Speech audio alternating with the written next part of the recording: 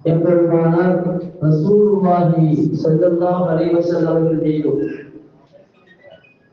அன்னவர்களை பின்பற்றி வாழ்ந்த சத்திய சஹாபாக்கள், தாபிஈன்கள், நாதாக்கள், நல்லவர்கள் இங்கே வருகை தந்திருக்கின்ற நம் அனைவர்கள் மீதும் ஸலாத்தும் ஸலாமும் நிறைவாக நின்று நிலவட்டுமாக.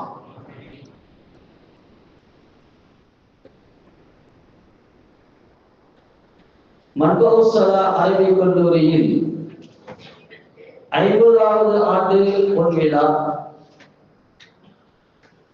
அல்லாஹ்வின் கிருபையால் இது 4 நிகழ்ச்சிகளில் நிறைவான முத்தாய்ப்பான நிகழ்ச்சி.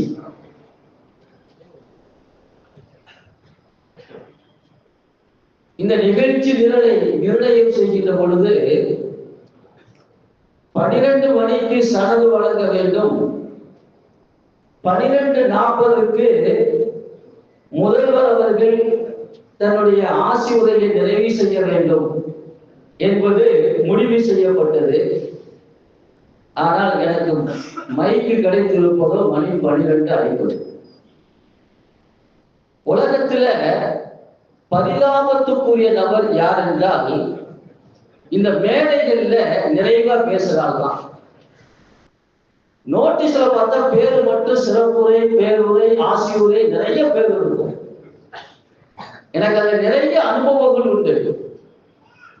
பட்டமளிப்பு விழா, மீலாது விழாவுக்கு அழைக்கின்ற பொழுது அதுல 1 மணி நேரத்துக்கு குறைவா பேசக்கூடாது. சரிங்க, விழா ஆரம்பித்து 1 மணி நேரம் போனா அதுல அபூர் செய்யுங்க, மன்னிச்சுக்கங்க, ஒரு 40 நிமிஷத்துல முடிவு செய்யுங்க, முடிச்சிருங்க. சரிங்க, இன்னும் நெருங்குகின்ற பொழுது இதுல ஒரு 1/4 மணி நேரம். எனக்கு இன்னொரு அனுபவம் உண்டு. விருதுநகர் என்று நினைக்கிறேன், மீளாத விழா அழைக்கப்பட்டு ஒவ்வொருத்தரும் பேசுறாங்க. நான் இப்ப கூப்பிடுவாங்க, அப்ப கூப்பிடுவாங்க. லொஹருக்கு வாங்க சொல்லிட்டாங்க, எனக்கு குத்துவா ஒரு வயது. கடைசியில என்ன சொல்றாங்க தெரியுங்களா? தலைவர் வந்து அதுல தயவு செய்து மன்னிச்சுக்கங்க, உங்களுக்கு இன்னொரு வாய்ப்பு குடிக்கிறோம் அப்படின்ட்டாங்க. மைக்க கொடுக்கல. அந்த நேரத்துல என் நிலைமை எப்படி இருக்கும்? அதான் சொன்னா உலகத்திலே பரிதாபத்துக்குரிய ஆகும். அந்த இமாம் பார்த்தாரு, லொஹுர் தொழுதுட்டு வந்ததுக்கு ஒரு 10 நிமிஷம் பேசிட்டு போங்க. லொஹுர் தொழுதுட்டு விழா முடிஞ்சவங்க எல்லா கூட்டமும் பந்தியில் இருக்கு. முன்னால பார்த்தா இமாமும் மோதினாரு, ஒரு 4 பேர் வயசானவங்க. நான் கேட்டேன், நீங்க சாப்பிட போலையான்னு கேட்டேன். இல்ல, சுகர் பிரஷரு ஆஸ்பத்திரியே உள்ள இருக்கு, நான் எங்க போய் சாப்பிடுறதுன்னு கேட்டேன். அதனால இப்ப நான் எப்படி குடிக்கிறதுன்னு தெரியல. நான் சிறப்புரையாக பேசுவதா, பேருரையாக பேசுவதா, ஆசியுரையாக பேசுவதா, அல்லது வாழ்த்துறையாக சுருக்கிக் கொள்வதா என்று உங்களுக்கு முன்னால் பரிதாபமாக இருக்கிறேன்.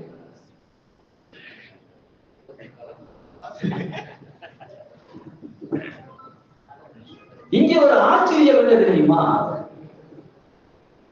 நடைமுறை வழக்கில் இருக்கின்ற ஒரு செய்தியை அல்லாஹ் பொய்யாக்கி இருக்கிறார். என்ன செய்தி? பொதுவாக இன்றைய காலத்தில் ஆண்கள் தன் பிள்ளைகளை ஓத வைப்பதில்லை. இங்க இருக்கக்கூடிய வேலையில் இருக்கக்கூடிய ஒருத்தர் பேர் சொல்ல விரும்பல. அவங்க என்ன கேட்டாங்க, அதுல நீங்க ஆலிமாகி மதரசாவுல பணி செய்து நீங்கள் படுகின்ற கஷ்டத்தை நாங்கள் நேராக பார்க்கிறோம். அப்படி இருந்துட்டு உங்க பிள்ளை ஏன் ஓத வச்சுக்கிறீங்க? என் பையன் கூட ஓடுறான். அவர்கள் கேள்வி நியாயமானது. சமுதாயம் யோசிக்க வேண்டும். பணம் காசு என்பது அடுத்த பிரச்சனை. நான் சமுதாயத்தின் அவலங்களை இங்கே நான் தோலெடுத்து காட்டுவேன். யாரும் கோபித்துக் கொள்ளக்கூடாது. ஒரு ஆளின் டாக்டர் தன் மகனை டாக்டர் ஆக்குகிறார். ஒரு இன்ஜினியர் தன் மகனை இன்ஜினியராக்க பிரியப்படுகிறார். ஒரு ஆலிம் ஏன் தன் பிள்ளையை ஆலிமாக்க யோசிக்கிறார். யோசிக்கிறார் என்பதை விட இந்த சமுதாயம் யோசிக்க வைத்திருக்கிறது.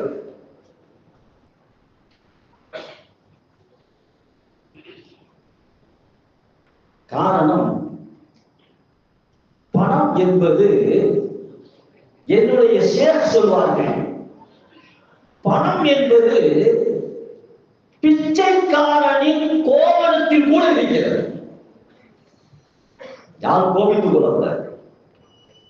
ஏனென்றால் நான் வந்த புதிதிலே ஒரு யாசகம் கேட்பவர் அடிக்கடி வருவார். மன்மோசராவுடைய முன்பகுதியே படுத்து கிடப்பார்.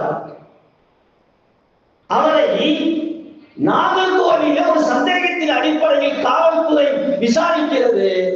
அவர் வைத்திருந்த பையில் 5 லட்சம் ரூபாய் இருந்தது. பேங்க் அக்கவுண்டில் 3 லட்சம் ரூபாய் இருந்தது.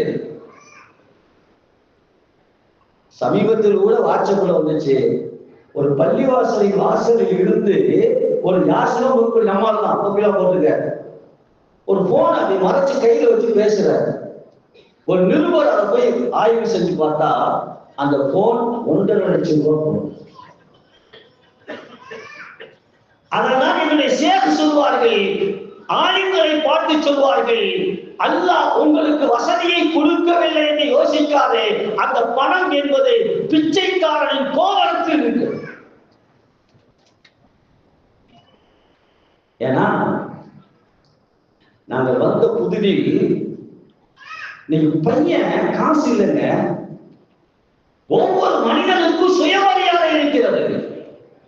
அவனுக்கு மரியாதை தேவை, கண்ணியம் தேவை. அது இல்லை நீங்க சமுதாயத்துல.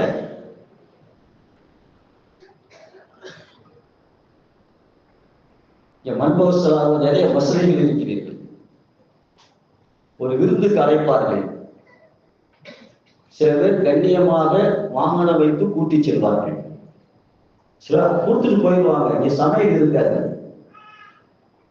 இங்க இருந்து அபிராமி அந்த கல்யாண மண்டபத்துக்கு நடந்து போகணும், இந்த பக்கம் போகணும், வெயில் நேரமா இருக்கும்.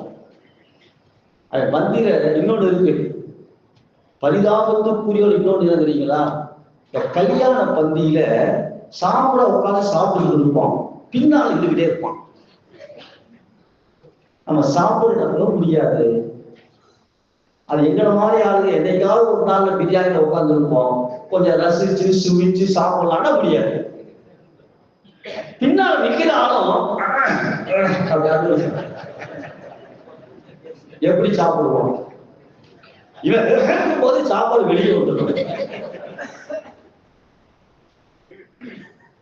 அதில் சமுதாயம் கவனிக்க வேண்டும். நான் கண்கலங்கி இருக்கிறேன். அதில் பல மாணவர்கள் போக மாட்டார்கள், கண்ணிய குறைவின் காரணமாக. அதுல மாணவர்களுக்கு கீழாடி பையருமா என்ன தெரியுங்களா? மசூதியில சிரிக்கிறாங்க. காலையில சாப்பிட்டு விவரமா அந்த குஸ்காவை எடுத்து ஒழிச்சு வச்சிருவான். மதிய சாப்பாடு விருந்துக்கு போக மாட்டான். சில பேர் வசதி உள்ளவன் கரையை போய் சாப்பிடுவான். ஒன்றும் இல்லாதவர்கள் அப்படின்னு பண்ணியார். என்னிடத்தில் ஓதிய மாணவர்களுக்கு தெரியும், சில உஸ்தாதுமார்கள் அவர் செய்த தவறுக்கு காணாம தூக்குவாங்க, சாப்பாடு பிடிப்பாங்க. ஆனால் எனக்கு ஓதி கொடுத்த உஸ்தாதுமார்களுக்கு நான் படித்த பாடம், எனக்கு முன்னால் அமர்ந்து ஓடுகின்ற அந்த மாணவன் என் பிள்ளை. எனக்கு முன்னால் பாடம் படிக்கின்ற என் பிள்ளை பசியோடு இருப்பதை ஒரு தந்தையோ தாயோ சகித்துக் கொள்ள மாட்டான். நான் அனுப்பிச்சுடுவேன், பிள்ளை கேட்பான். வேற உஸ்தாத் அவங்க தண்டனை கொடுத்திருந்தாலும் கூட கூப்பிட்டு அந்த உஸ்தாதத்தை பெர்மிஷன் வாங்கி சாப்பிட்டு வந்து பாட்டு வைப்பாரு. அப்பதான் நான் செக்ரட்டரி அபூபக்கர் ஹாஜியார் அவங்கள்ட்ட சொன்னேன், இந்த விருந்துக்கு கொஞ்சம் தடை போடுங்கள். இங்கேயே வந்து கண்ணியமா சாப்பிடணும் அப்படின்ற உடனே நான் முகஸ்துதிக்காக சொல்லவில்லை, ஹஜ்ரத் அதுதான் சரி என்றார்கள், முடிவெடுங்கள், நீ அறிவிச்சிருங்க, இங்க சாப்பாடு ஆக்க நீங்க கொடுக்கணும் அப்படின்ற உடனே பெரிய பிரச்சனை ஆயிடுச்சு. சில பேர் பயமுறுத்துறாங்க, இப்படி சொன்னீங்க மாசாவில் வருமானம் இருக்காது, சாப்பாடு கஷ்டமாயிரும். இது சில பேர் இந்த பள்ளிவாச ஆபீஸுக்கு கூப்பிட்டு விட்டு எனக்கு மிரட்டல், என்ன வந்து 2 வருஷம் ஆச்சு இந்த ஆட்டம் போடுறீங்க, மிரட்டல். அதற்கு பிறகு அந்த பஞ்சாயத்து நம்ம மீரா சக்காக்கு யாவது இல்லையா அவங்களுக்கு நான் அவர்களையும் இன்னைக்கு நன்றியோடு நான் நினைத்து பார்க்கிறேன். அவங்க போன் அடிச்சு கேட்டாங்க, என்ன இந்த மாதிரி பிரச்சனை. அப்ப அவங்க சொன்னாங்க, அஜிரத் நீங்க எடுத்த முடிவு சரியான முடிவு, நான் உங்கள்ட்ட பேசுற மாதிரி பேசிக்கலாம் அனுப்பிச்சு விட்டான். அதனால் நான் அதுல நிறைய அனுபவப்பட்டு இருக்கிறேன். பணம் காசு என்பது யாருக்கும் எப்போதும் அல்லாஹ் கொடுப்பான். கண்ணியம் மரியாதை என்பது அதை சின்ன புள்ள ஏத்துக்க மாட்டேங்கிறாங்க. நம்ம புள்ள திட்டுங்க ஏத்துக்க மாட்டேங்கிறான், அது சமுதாயத்தில் குறைவு.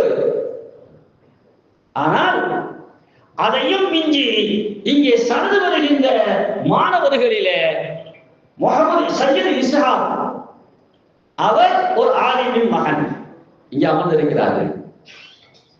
அவர் தந்தை இமாமத்து பணியிலே இருக்கிறார். இன்னொருவர் இமாமுல் ஹுசைன், அவர் தந்தை மஸ்லகி சென்னையிலே இமாமாக இருக்கிறார். மூன்றாவது அதற்கு பெருமையா சொன்னாங்க, சுல்தான் சையத் சுல்தான் சுட்டிக்காக சொன்னாங்க. ஆனா விட்டா அந்த மாணவர் 1 வருடத்தில் குரானை மனம் செய்திருப்பார், அவ்வளவு ஸ்பீடு. ஆனா ஹிம்சு உஸ்தாத கொஞ்சம் அவர் எப்படியே கடிவாளம் போட்டு கொண்டு வந்து நிறுத்தியிருக்கிறார். எதற்கு சொல்கிறேன் என்று சொன்னால், இங்கே பட்டம் பெறுகின்ற 8 நபர்களிலே 3 பேர் ஆலிம்களின் குழந்தைகள். சமுதாயம் புரிந்து கொள்ள வேண்டும்.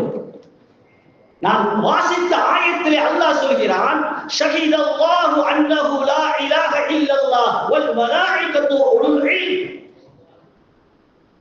அல்லாஹ் இல்முடையவர்களை, கல்வியாளர்களை, ஆலிம்களை யாரோடு சேர்க்கிறார்? திருமணம் நடக்கிறது, திருமணத்துக்கு அவசியம் சாட்சிகள். ஆண் தரப்பு கணவன் தரப்பிலிருந்து ஒரு சாட்சி, மனைவி தரப்பிலிருந்து ஒரு சாட்சி. திருமணம் என்பது ஒரு அவனுடைய வாழ்க்கையில 30 ஆண்டுகளோ 50 ஆண்டுகளோ 100 ஆண்டுகளோ வாழ்க்கை நடத்தி முடிக்கின்ற ஒரு நிகழ்வு. இதற்கு சாட்சியாக போடுகின்ற பொழுது அந்த மணமகனுடைய சாட்சியை தேர்ந்தெடுக்கின்ற அந்த தந்தை யாரை சாட்சியாக எடுப்பார்? எல்லாரும் தெரியும், யாரை எடுப்பாங்க? தன் குடும்பத்தில் யார் உறவுகளில் யார் நெருக்கமாக இருக்கிறார்களோ, நெருக்கம் என்பது மட்டுமல்ல நம்பிக்கையாளர்களாக இருக்கிறார்களோ, அல்லது தன் நட்பு வட்டாரத்தில் யார் நெருக்கமாக இருக்கிறார்களோ அல்லது நம்பிக்கையா இருக்கிறார்கள், இவங்களை தான் தேர்ந்தெடுப்பாங்க. யாராவது ஒருத்தர் சாட்சியை போடுங்க சொல்லுவாங்களா? சொல்ல மாட்டாங்க. நல்லா யோசிச்சு பாருங்க. திருமணம் முடிக்கிறாங்க, அந்த தந்தை அவருடைய மருமகன் பக்கத்தில் இருக்கிறாரு, மருமகனை சாட்சியை போடாம வேற ஒருத்தர் சாட்சியை போட என்னங்க ஆயிடும்? குழப்பம் வருமா இல்லையா? சாட்சி, திருமணத்துக்கு உண்டான சாட்சி என்பது யார் நெருக்கமாக நம்பிக்கையாக இருக்கிறார்களோ அவர்கள் தான் சாட்சியாளர்கள் என்றால், அல்லாஹ் யாரை சாட்சியாகிறார் தெரியுமா? ஷஹீதல்லாஹ் அன்னஹு லா இலாஹ இல்லல்லாஹ். லா இலாஹ இல்லல்லாஹ் நம் ஈமானின் அடிப்படை தத்துவம், இஸ்லாத்தின் அடிப்படை தத்துவம். லா இலாஹ இல்லல்லாஹ் வணங்குவதற்கு தகுதியானவன் அல்லாஹ்வை தவிர யாரும் இல்லை என்ற சாட்சிக்கு அல்லாஹ் தன்னை சாட்சியாக்குகிறார். நான் தான் சாட்சி. இரண்டாவது சாட்சியா தெரியுமா? வல் மலாயிகா, மலாயிகத்துமார்கள் சாட்சி. அல்லாஹ் எதுக்கு சாட்சி வைக்கணும்? யார சாட்சியா வைக்கணும்? என்ன தேவை வந்துச்சு? லா இலாஹ இல்லல்லாஹ் என்ற கலிமாவை இந்த உலகத்துக்கு அறிமுகப்படுத்துகின்ற பொழுது நானே சாட்சியாக இருக்கிறேன், மலாயிகத்துமார்கள் சாட்சியாக இருக்கிறார்கள். மூன்றாவது யார சொல்றா தெரியுமா? உலுல் இல்ம், கல்வி உடையவர்கள், குர்ஆனையும் ஹதீஸையும் கற்று தேர்ந்த ஆலிம்கள், குர்ஆனை மனனம் செய்த ஹாஃபில்கள், இவர்களை நான் எனக்கு சாட்சியாக ஆக்குகிறேன். அப்படி என்றால் இவங்க யாரு? யோசிச்சு பாருங்க. திருமணத்தில் அந்த சாட்சியாக இருப்பவர்கள் மணமகன் மணமகளுக்கு உறவால் நெருக்கமானவர்கள், நம்பிக்கையால் நெருக்கமானவர்கள். அவர்களை சாட்சியாக்கின்ற பொழுது அல்லாஹ் தனக்கு சாட்சியாக்குகிறான். தான் சாட்சி, மலாயிகத்துமார்கள் சாட்சி, இந்த ஆலிம்கள் ஹாஃபில்கள் சாட்சி. இதன் மகத்துவத்தை புரியணுமா இல்லையா? மகத்துவத்தை புரியணுமா இல்லையா? ஒரு செய்தியை சொல்கிறேன். இந்த செய்தியை நான் மலரில் குறிப்பிட்டு இருக்கிறேன், மலர்ல சொல்லி இருக்கிறேன். கண்ணியமானவர்களே,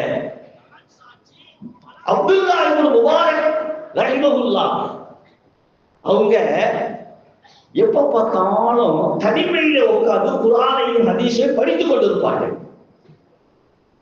கேட்டாங்களா, இன்னக துக்ஸிருல் ஜுலூஸ வஹதக், அப்துல்லா முபாரக் எப்ப பார்த்தாலும் தனிமையில உட்கார்ந்து கிதாபை பார்த்துக் கொண்டிருக்கிறாயே, என்ன விஷயம் என்று கேட்கிறார்கள்.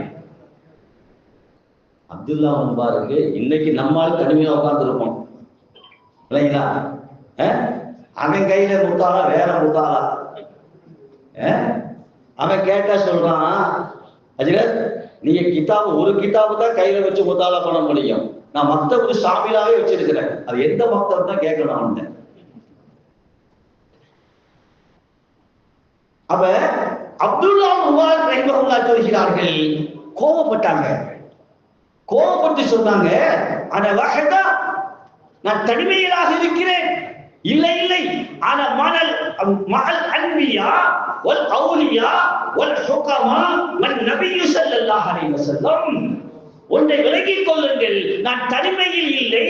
ஒன்று நபிமார்களோடு பேசிக் கொண்டிருக்கிறேன், ஒன்று சஹாபாக்களோடு பேசிக் கொண்டிருக்கிறேன், அல்லது இணைநேசர்களான அவுலியாக்களோடு பேசிக் கொண்டிருக்கிறேன். நான் எங்கே தனிமையில் இருக்கிறேன்? குர்ஆனை கையில் வைத்திருந்தால், தஃசீரை கையில் வைத்திருந்தால் நான் அல்லாஹ்வோடு பேசுகிறேன், ஹதீஸை கையில் வைத்திருந்தால் நபியோடு பேசிக் கொண்டிருக்கிறேன், தாரீகை கையில் வைத்திருந்தால் சஹாபாக்களோடு பேசுகிறேன், ஃபிக்ஹ் கிதாபை கையில் வைத்திருந்தால் இமாம்களோடு பேசுகிறேன். நான் எங்கே தனிமையில் இருக்கிறேன்?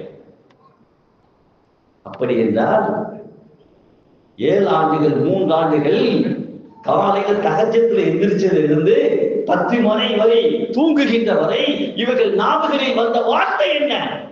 கால அல்லாஹ், அல்லாஹ் சொன்னான். கால ரசூலுல்லாஹ், ரசூலுல்லாஹ் சொன்னார்கள். கால ஐமா, இமாம்கள் சொன்னார்கள் என்று காலை 5 மணியில் இருந்து இரவு 10 மணி படிக்கின்ற வரை அதிகமான நேரங்கள் இவர்கள் யாரோடு பேசியிருக்கிறார்கள்?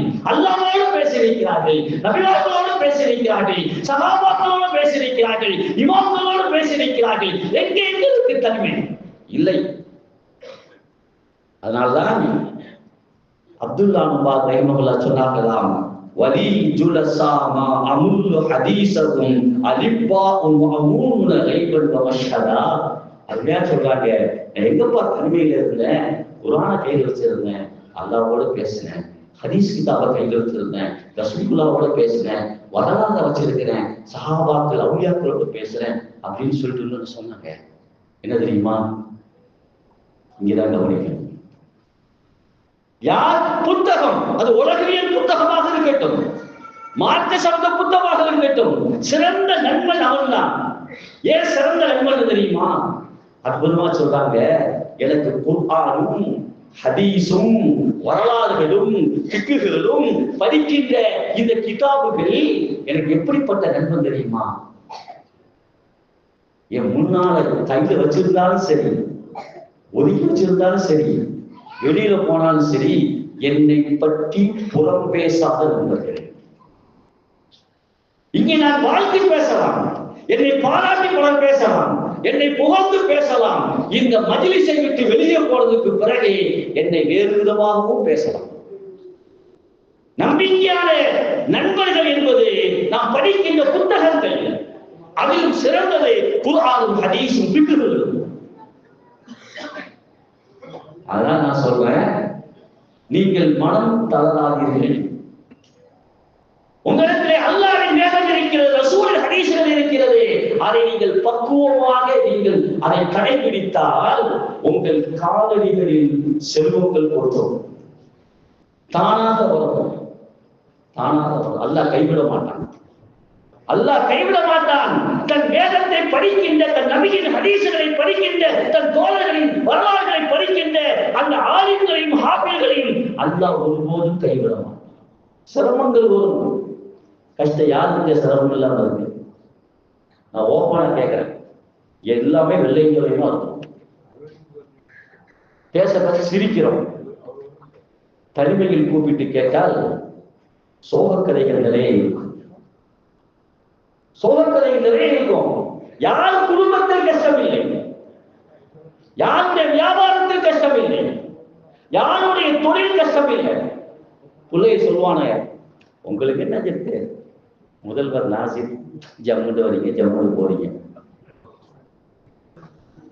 நம்ம கதையில என்ன தெரியுங்களா, ஊப்பர் சேர்வாணி அந்த பரிசாணி, ஊப்பர் சேர்வாணி அந்த பரிசாணி, அந்த கதை தான்.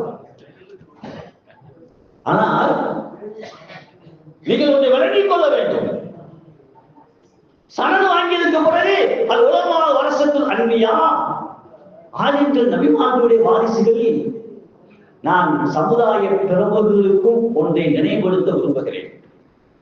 இந்த இல்ம கொடுக்கிறதுக்கு அல்லாஹ் யார் அங்க தேர்ந்தெடுத்தான்? இந்த இல்ம கொடுக்கிறதுக்கு யாரை தேர்ந்தெடுத்தான்? அல்லாஹ்வுடைய விளையாட்டு இருக்கிறாங்க, தமிழ்ல சொல் சித்து விளையாட்டுன்னு சொல்லுவோம். அல்லாஹ்வுடைய விளையாட்டு ஆச்சரியமா இருக்கும். வரலாற்றை பார்த்தால் இந்த இல்மை கொடுப்பதற்கு அல்லாஹ் ஒன்று தேர்ந்தெடுத்தது, அனாதைகளை தேர்ந்தெடுத்திருக்கிறான். யதீம்கள், ஏழைகள், இவர்களைத்தான் தேர்ந்தெடுத்தான். இன்னொன்று வேற்று மத சமுதாயத்தை சேர்ந்தவரை தேர்ந்தெடுத்திருக்கிறார். வேற ஒண்ணு வேணாங்க. இந்த இல்முடைய ஆணிவர் யாரு? முஹம்மது ரசூலுல்லாஹி ஸல்லல்லாஹு அலைஹி வஸல்லம். யார் அவங்க? யதீம். அல்லாஹ் நாடி இருந்தால் அரபு உலகத்திலே பணக்கார கோத்திரத்தை சேர்ந்த செல்வாக்கு மிக்க, செருக்கு மிக்க, பதவி மிக்க ஒருவரை தேர்ந்தெடுத்து அவருக்கு குர்ஆனுங்கிற வகையை கொடுத்திருக்கலாமா இல்லையா?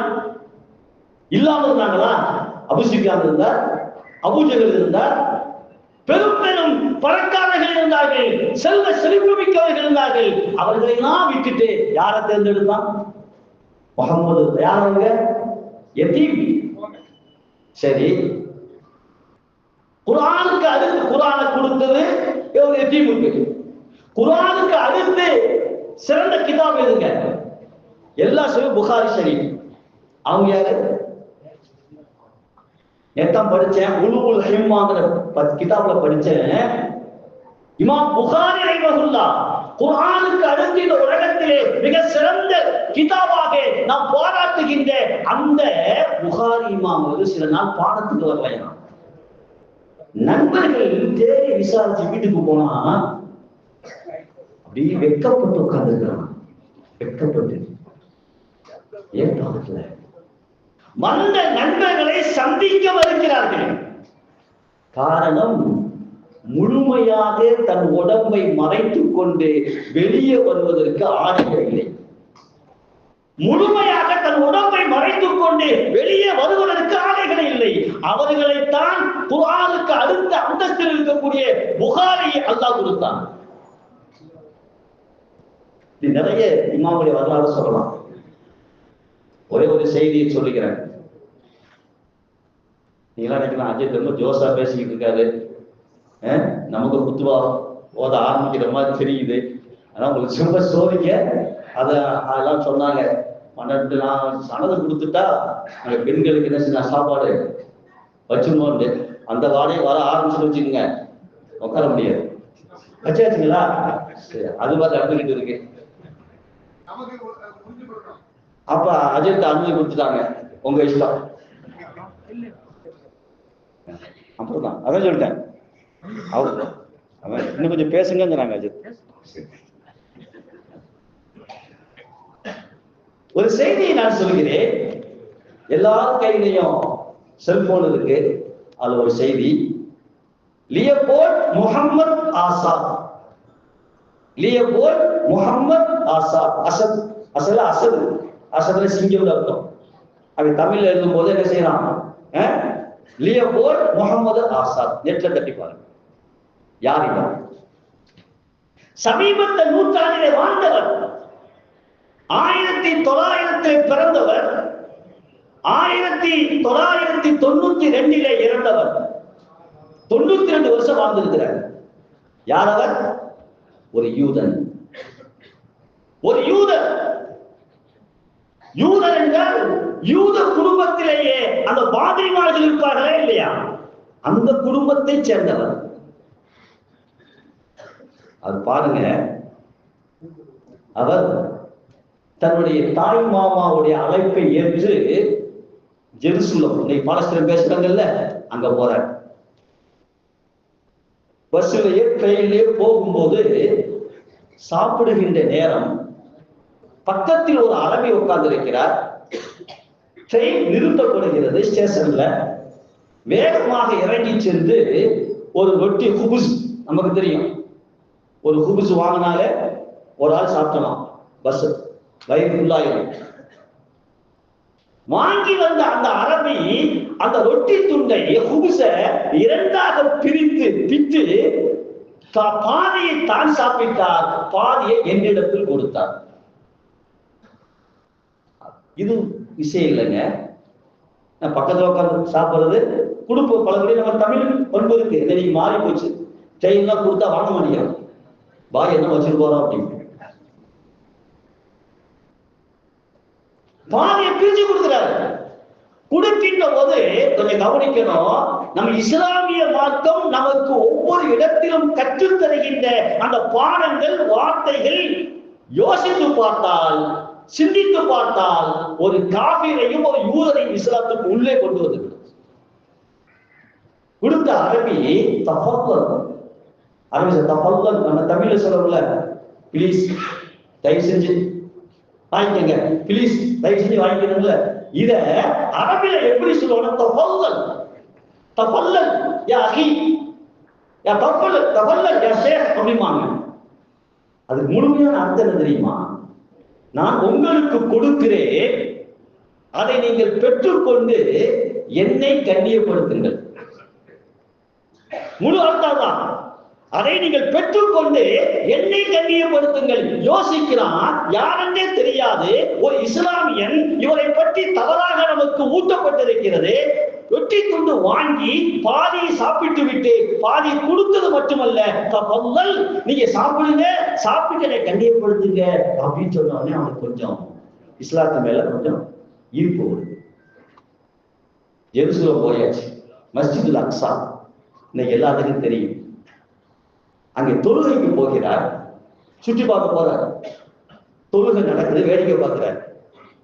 தொழுகை முடிந்ததற்கு பிறகு அந்த இமாமத்தை போய் கேட்டாமா, நல்லா யோசிக்கிறேன், நமக்கு அப்படி சிந்தனை வந்திருக்காரு. என்ன கேட்கிறாரு? தொழுகை என்பது இபாதத், இன்னும் சொல்ல போன தியானம். தியானம் என்பது மனதோடு சம்பந்தப்பட்டது, கல்வோடு சம்பந்தப்பட்டது. பொதுவாக நீங்க தியானம் பாருங்க, ரொம்ப ஒண்ணு லைட்டை ஃபுல்லா ஆஃப் பண்ணிடுவாங்க, அல்லது இந்த 5 ஸ்டார் ஹோட்டல் மாதிரி லியோன்னு சொல்ற மாதிரி சொல்லணும். இல்லைங்களா? இருட்டா இருக்கும், இருட்டாவும் இருக்கும், வெளிச்சமாவும் இருக்கும், ஒரு மாதிரியா இருக்கும். அந்த மாதிரி இடத்துல அமைதியான சூழலில் அமர்ந்து அமர்ந்து உள்ளத்தால் தியானம் செய்த தியானம். அவன் கேட்கிறான் பாருங்க, இங்க பெரிய 5 வக்து தொழுகை, தியானம், இறைவனோட பேசுறீங்கள, அப்ப நீங்க என்ன செய்யணும்? தொழுகை பேசாம உட்கார்ந்து இருக்கணும், உட்கார்ந்து அப்படியே அமைதியா இருக்கணும். அதுதான தொழுக. கையை தூக்குறீங்க, சத்தம் போட்டு ஓதுறீங்க, குனிகிறீங்க, எந்திரிக்கிறீங்க. இது என்னங்க தியானம்? தியானம் என்பது கல்வோடு சம்பந்தப்பட்டது. உங்கள் தொழுகைக்கும் தியானத்துக்கும் சம்பந்தம் இல்லைன்னா நமக்கு சிந்தனை அப்படி வந்திருக்குமா? கேட்டது யாரு? யூதன். அப்ப இமாம் சொன்னாரா, தம்பி, தியானம் என்பது உள்ளத்தோடு சம்பந்தப்பட்டது மட்டுமல்ல, உள்ளத்தோடு சம்பந்தப்பட்டது மட்டுமல்ல, இறைவனுக்கு சுக்குர், நன்றி செலுத்தக்கூடிய வேலை. இறைவன் நமக்கு உள்ளத்தை மட்டும் கொடுக்கவில்லை, உடல் உறுப்புகளை கொடுத்திருக்கிறான். எனவே உள்ளத்துக்கும் தியானம் தேவை, சுக்குரு தேவை, உறுப்புகளுக்கும் தேவை. அதனாலதான் ருக்கு செய்யறோம், எந்திரிக்கிறோம், தலையை திருப்புறோம், உறுப்புகளுக்கு வேலை கொடுக்கிறோம். இன்னும் அவனுக்கு இஸ்லாத்தின் பக்கம் ஈர்ப்பு கொஞ்சம் கூடுகிறது. அடுத்து ஜோர்டான் போறார். அவர் ஜோர்டான் போகும்போது அங்குள்ள முஸ்லிம்கள் வரவேற்கும் நம்ம எப்படி வரவேற்கிறோம்? வருக வருக, அது வெல்கம் இல்லைங்களா? அரபில் எப்படி வரவேற்பாங்க? நீங்க போர்டு பார்த்துருப்பீங்க, அஹ்லம் வ ஸஹ்லா, மர்ஹபா, அஹ்லம் வ ஸஹ்லா நிறைய பயன்படுத்துவார்கள். அஹ்லம். அங்க போன ஜோர்டானுக்கு போனதுக்கு பிறகு அங்க உள்ள அரபிகள் இவரை வரவேற்கின்ற பொழுது அஹ்லம் வ ஸஹ்லா என்று வரவேற்கிறார்கள். ஆச்சரியப்பட்டு போகிறார். அதுக்கு என்ன அர்த்தம்? 2வது சூரா 3வது சூரா மாடல் இல்லையா பக்கத்துல ஒளிஞ்சுக்குவாங்க. இது தர்க்கீப் கேட்கணும்.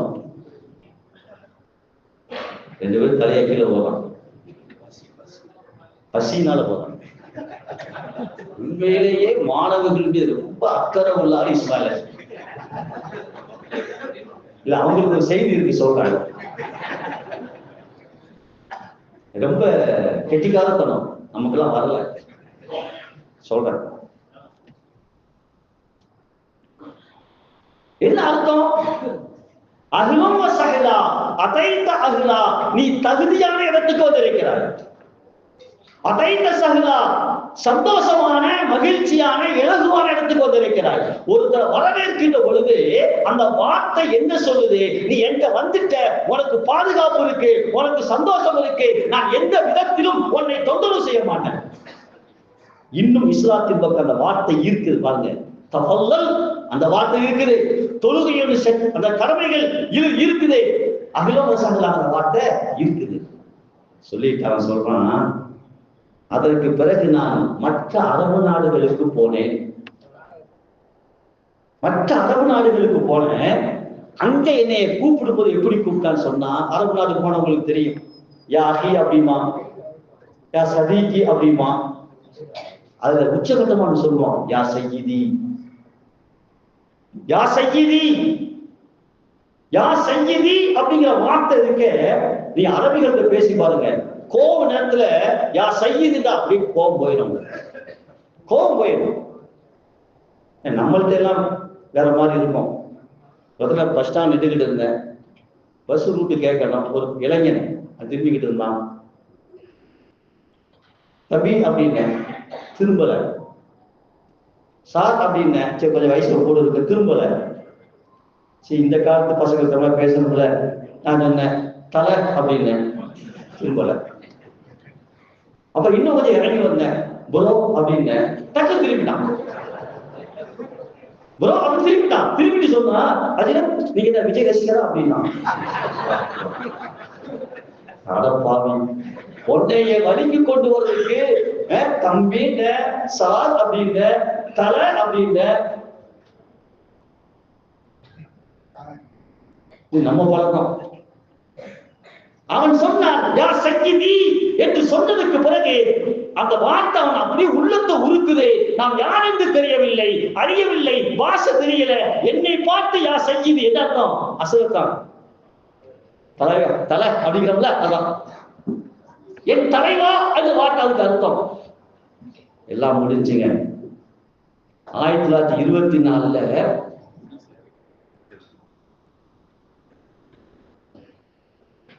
இன்னொரு இடத்தில் கொஞ்சம் கவனிங்க. இப்ப இஸ்லாத்துக்கு கொஞ்சம் ஈர்ப்பு வந்துருச்சு. அவரும் அவருடைய மனைவியும் இந்த மேற்கத்திய நாடுகளுக்கு சுற்றுப்பயணம் செய்யறாங்க.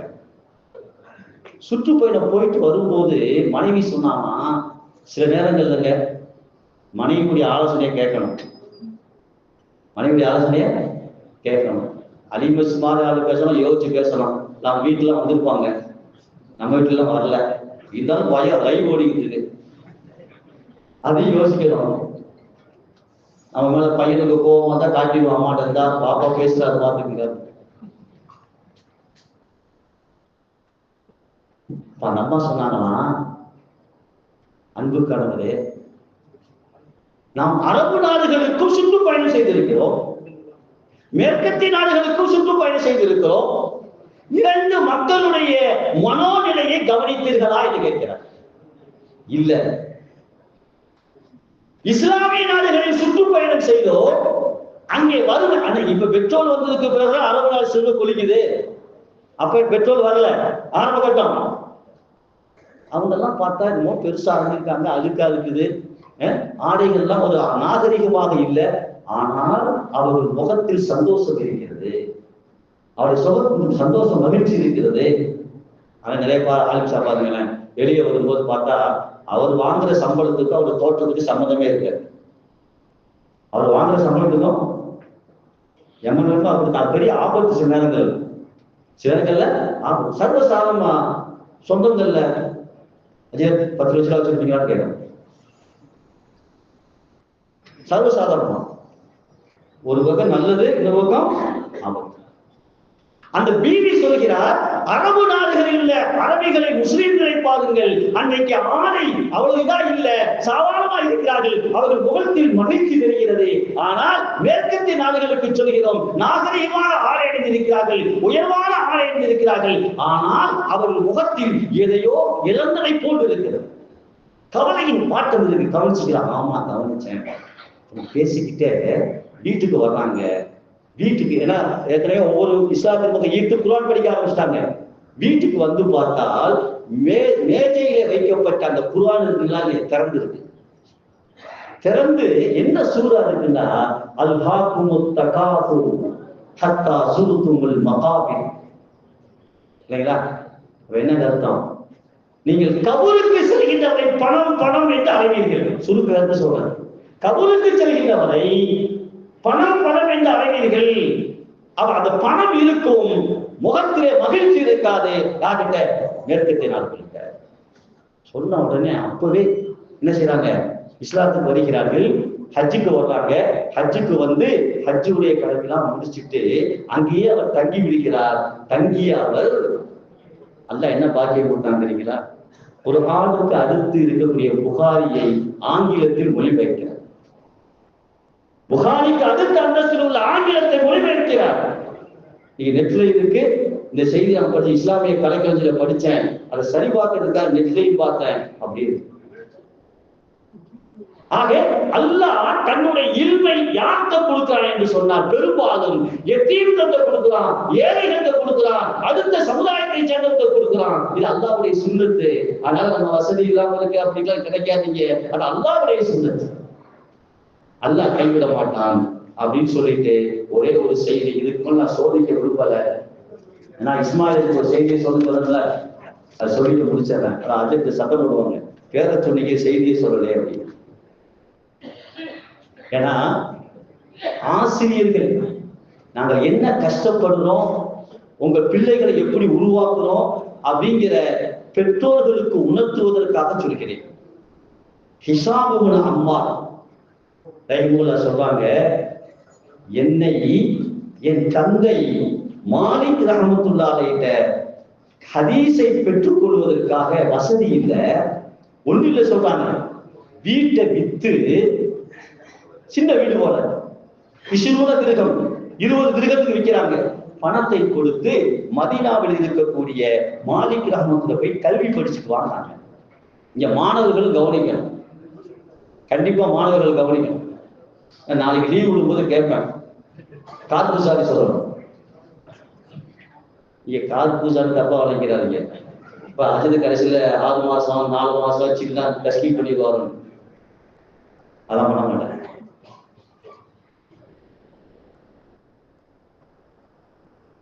தன் தந்தை தன் வீட்டை விட்டு 20 கிரகங்களை கொடுத்து நீ மதீனாவுக்கு சென்று மாலிக் ரஹ்மத்துல்லாஹி குர்ஆனை ஹதீஸை படிச்சுட்டு வான்னு அனுப்புறாங்க. இவங்க வர்றாங்க, வந்து பார்த்தா அவங்க சொல்றாங்க, வாசல் வருது, மாலிக் ரஹ்மத்துல்லாஹி அமர்ந்திருக்காங்க. எப்படி உட்கார்ந்து இருக்காங்களா, ஹைஅத்துல் முலூக், அரசர்கள் உட்கார்ந்து இருப்பதை போன்று உட்கார்ந்து இருக்காங்க. அதனாலதான் வேறு பாக்கியாத்து சாலியாத்துலாம் உஸ்தாமாத் உண்டா ஒரு பெண்ணை ஒரு உயரம் 2 அடிக்கு டேபிள் போட்டு அது ஒரு மெத்த வச்சு, சாயலுக்கு ஒரு மெத்த, வலது பக்கம் கை வச்சுக்க ஒரு மெத்த, இந்த காங்கிரஸ் மாநாடு மாதிரி விலங்குங்களா அப்படி போட்டு ஜம்முல உட்காந்துருப்பாங்க. அரசர்கள் உட்கார்வதை போல மாலிக் ரஹ்மத்துல்லாஹி உட்கார்ந்திருக்காங்க. மக்கள் எல்லாம் ஹதீஸை கேட்கிறார்கள். என் முறை வருகிறது. என் முறை வந்த உடனே ஹதீஸ்னி, எனக்கு ஹதீஸ சொல்லுங்க அப்படின்னு கேட்ட உடனே போ போ, எதுக்கு வந்திருக்காரு? வீட்டை விற்று 20 கிரகங்கள் தந்தை கொடுத்து அனுப்பி இருக்கிறார். ஹதீஸை கற்றுக்கொள்வதற்கு அரசரை போன்று அமர்ந்து கொண்டு ஹதீஸை கற்றுக் கொடுக்கக்கூடிய இமாம் மாலிக் ரஹ்மத்துல்லாஹி சொல்றாங்க, ஹதீஸ்னி இவர் சொல்றாரு போ அப்படிங்கிறாங்க. 3-4 தடவை தொந்தரவு பண்றாரு. புது மாணவர் தொந்தரவு பண்ண உடனே என்ன செஞ்சாங்கன்னா, ஒரு ஆளை கூப்பிட்டு குச்சி எடுத்துட்டு வைப்பாங்க. குச்சியில துர்தத்துக்கு சாட்டை, குச்சி இல்ல சாட்டை, சாட்டை எடுத்துட்டு வந்து பக்கத்துல ஆட்ட சொன்னாங்க, 15 அடி அடினாங்க. எத்தனை அடிங்க? நம்ம வீட்டுல வேற யாரும் கேட்கல, நம்ம வீட்டுல நம்ம பிள்ளைய ஒரு அடி அடிச்சுட்டா நீங்க நிம்மதியா இருக்க முடியுமா? நிம்மதியா இருக்க முடியுமா? தந்தை அடித்தால் வேற எந்த தந்தை அடித்தால் தாய் கோபித்துக் கொள்கிறார், தாய் அடித்தால் தந்தை கோபித்துக் கொள்கிறார். அவங்களும் சண்டை வந்துருக்கு. ஆனா இஸ்மாயில் கெட்டிக்காரு. புள்ளட்டு கேட்டு பாருங்களேன், அடிப்பார், சிரிச்சுக்கிட்டே அடிப்பாரு, அவன் சிரிச்சுக்கிட்டே அடி போயிடுவோம். அங்க போய் கையை பார்த்தா தான் தெரியும், இப்ப கெட்டிக்காரா இருக்காரு. 5 அடி அடிச்சாரு, சிரிச்சுக்கிட்டே அடிச்சாரு, வழியே தெரியல. நமக்கு அந்த மெத்தட் வர மாட்டேங்குது. சொல்லுவாங்க பசங்க, அடிச்சா அவர் மாதிரி அடிக்க இவன் நமக்கு அடிக்கு உஸ்தாது அவங்கதான் கேட்டுக்கிறாங்க. அப்ப கேட்கிறாங்க, நான் ஹதீஸ் கேட்டு வந்து விட்டேன், உங்களை 3 முறை தொந்தரவு செய்து விட்டேன், நீங்க என்னை அடிக்கிறீங்க 15 அடி. அடிச்ச உடனே அவர் கேட்டாராம், யா இமாம் மா கஃபாரத்து தாலிக்க, நான் அநீதம் செய்யப்பட்டது, நான் மருதும், நீங்க லாரி, உங்களை ஹதீஸை கேட்பதற்காக வந்தேன், ஒரு ஹதீஸை கேட்டதுக்கு 15 அடி அடிச்சிட்டீங்க, இதுக்கு என்ன கஃபாரா? அன்னைக்கு அல்லாஹ் பிடிச்சுக்குவேன். இப்ப இமாம் கேட்டாங்களா, நீதான் மதுலும் பாதிக்கப்பட்டவன், நீயே அதுக்கு என்ன பரிகாரம் சொல்லு அப்படின்னு அவர் நான் சொல்ல ஹிசாமுன்னு அம்மா சொல்றாங்க. நான் சொன்னேன், 15 அடி அடிச்சிருக்கீங்க, நான் அல்லாஹ் நாளைக்கு கியாமத்துல உங்களை பிடிக்காம இருக்கணும்டா 15 ஹதீஸை கற்றுக் கொடுங்க.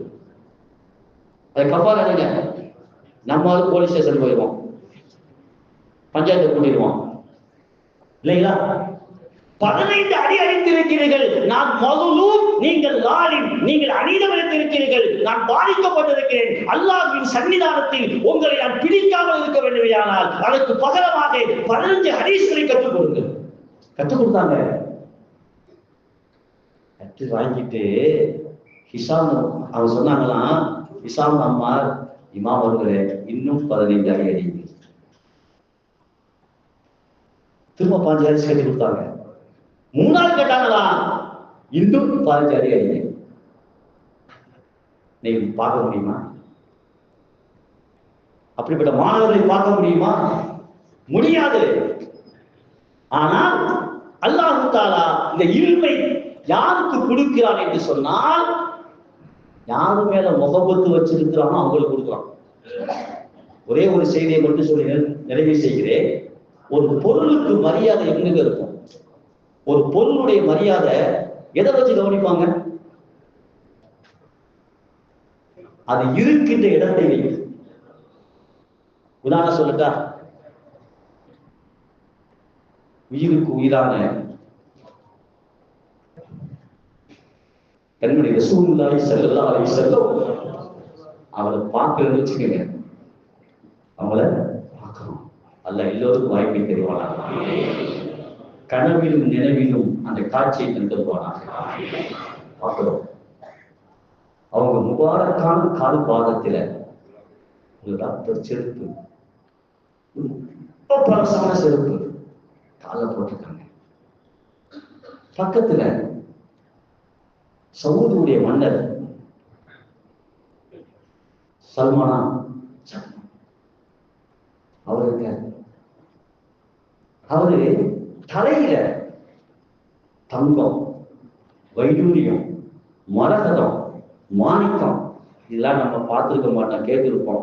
நான் காயப்பட்ட வணிகர்கள் இருக்காங்க, அவங்க வியாபாரமே அதான். அல்லாஹ் வரக்கச் செய்வானாக, சமுதாயத்துக்கு பயனுள்ளதாக ஆக்குவானாக, அதன் மூலம் அவங்களுடைய மறுமை வாழ்க்கையை செழிப்பாக்கி வைப்பானாக. ஏன் சொல்றேன்னா, சொன்னாங்கல்ல, கஷ்டமான மதசாவுடைய நேரத்துல நானும் முஜீப் வச்சு போகும்போது 2 காரியப்பட்டேன். ஒண்ணு பாபு சம்சுனி ஆஜியார், அவங்களுடைய அந்தஸ்து என்ன தெரியுமா? இங்க ஜெம் பார்த்து இருக்கு, உள்ள நுழைஞ்சா பூரா நம்ம பெட்டிக்கிற மாதிரி என்னங்க கல்லுதான். அங்க தலைவராக இருக்கிறாங்க.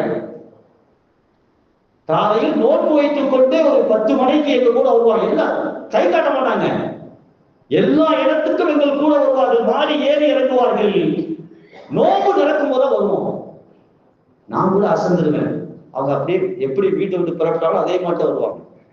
அல்லாஹ் அவங்களுக்கு உடல் ஆரோக்கியத்தோடு நீண்ட ஆயுளை தந்துருவாங்க. போய் பார்த்தா விலை பஸ் போட்டு காட்டுவாங்க, ஏதாவது 10 லட்சம் 20 லட்சம் 1 கோடி வாங்க. அதெல்லாம் நம்ம வாழ்க்கையில எங்க பார்க்க போறோம்? சர்வசாரமா பேசுவாங்க. ஒரு தடவை 50வது மாடி கூட்டிட்டு போய் காயப்படுத்துக்காரு, ஏன்டா முஜீப் வச்சு ஒரு 2 கல் காட்டினாரு. காட்டி துவா செஞ்சு கொடுங்க எடுத்து, என்னங்க 2 கோடி ரூபா நாளைக்கு வியாபாரம் வர போகுது. அந்த பெருமகனார் அந்த குடும்பம் எங்களுக்கு உதவி செய்தது, நன்றியோடு நினைத்து பார்க்கிறோம். 2வது ஷரைபான் ஆங்கார் கூட்டு போனாங்க. இவங்க ஸ்டைல் வேற. லகூர் தூள்ல உட்கார்ந்தான பள்ளிவாசல் தூண்ல எங்களை அலைவிட மாட்டாங்க, பக்கத்துல உட்கார வச்சுக்குவாங்க. வா நான் ஓதுறேன் உஸ்தாத் கொடு.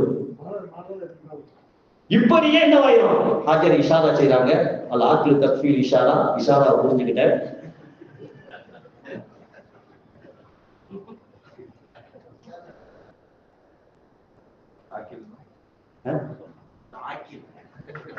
தஜீதோட சொன்னேன், ஆக்கில் அப்படி தஜீதோட சொன்னேன். கண்ணியமானவர்களே, இப்ப பக்கத்துல சவுதி மன்னர் தரையில வைரம், வைடூரியம், மாணிக்கம், மரகதம் வச்சிருக்கிறாரு. இப்ப ஒருத்தர் வந்து உங்களுக்கு எம்பெருமானார் ரசூலுல்லாஹி ஸல்லல்லாஹு அலைஹி புனிதமான கால் பாதத்தில் இருக்க அந்த காலடி வேண்டுமா, மன்னரின் தலையில் இருக்கக்கூடிய கிரீடம் வேண்டுமா என்றால் எதை நாம் தேர்ந்தெடுப்போம்? எம்பெருமானார் ரசூலுல்லாஹி ஸல்லல்லாஹு அலைஹி கால் பாதப்பட்ட அந்த ஒன்றுக்கும் ஆகாதாக இருந்தாலும் கூட அதுதான் எனக்கு வேண்டும். காரணம் அது இருக்கின்ற இடம் அது. அதே போலதான் இந்த இல்முக்கு என்ன மரியாதை தெரியுமா? இந்த இல்மு எங்கே இருந்தது? பெருமானாருடைய கல்வியில் இருந்த இல்மு. பெருமானாரின் கல்வியில் இருந்த இல்மு, அந்த இல்முக்கு மரியாதை உண்டு. அல்லாஹ் அந்த மரியாதையை இந்த மாணவ செல்வங்களுக்கு இரு உலகத்திலும் நிறைவாக தந்தருவானாக. இவர்களை உருவாக்கிய பெற்றோர்களுக்கும் அல்லாஹ் நிறைவாக தந்தருவானாக. அவர்களை உருவாக்கிய ஆசிரியர் பெருந்தகைகளுக்கும் நிர்வாக பெருமக்களுக்கும் நிறைவாக தந்தருவானாக என்று நான் துஆ செய்து நிறைவு செய்கிறேன்.